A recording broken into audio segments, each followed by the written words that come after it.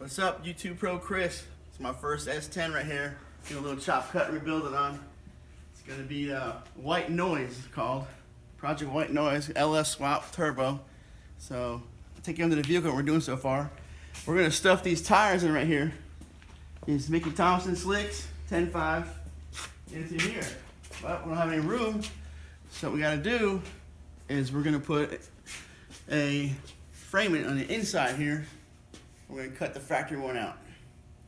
So before you start installing all this craziness, there's braces and all kind of stuff here that holds the bed on.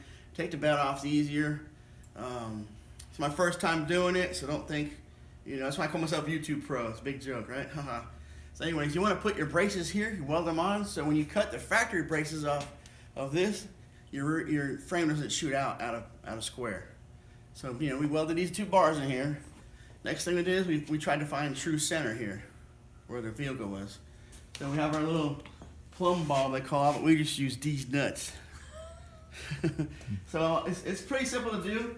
You want to find the center of your vehicle, and you're just gonna pull a string, and then once you pull your string, you put your little nuts on there, and you find your true center. We left the leaf springs in, so we know where the center of the rear end is going to be. Okay, this will give you side to side, this will give you rear end this way and this way. So we use this as a reference for now. So we did all that. Next thing we did, we had to decide where to put our cross member at. Okay, that's determined by the length of your ladder bars. This is going to be a ladder bar set up here. Okay, so once we had a rear end, we put the rear end in here and centered it up. We got our ladder bars done up. Oh, here we go. My assistant just kicked on the floor to me.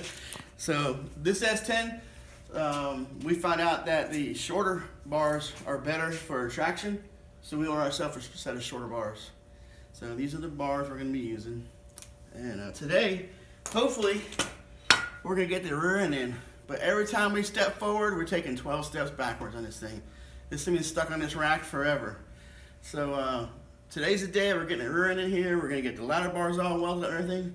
And my assistant, know what he finds? The rear end's bent.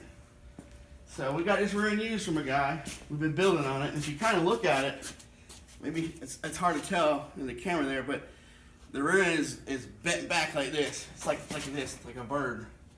So trashing this one, even though everything still spins and works great, we're not taking no chances on it. Somebody had boogered up and put braces down here and all this fancy mess, and when it really should have braces from here out to here, because these 8.8s like to bend backwards.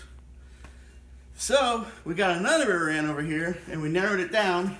So this is the new rear end we're going to put in right here. We decided to go with some 9-inch ends here.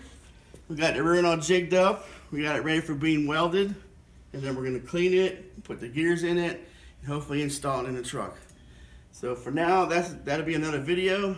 So make sure you stay tuned with Project White Noise from YouTube Chris.